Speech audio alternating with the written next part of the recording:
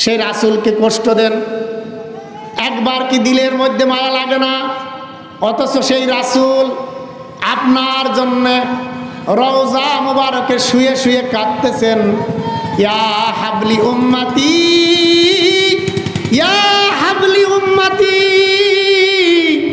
ইয়া হাবলি উম্মতি বলে কাঁদতেছেন। ঠিক কিনা বলেন? সমস্ত নবী কিয়ামতের কঠিন মুসিবতের দিনে ইয়া নাফসি বলতে থাকবে।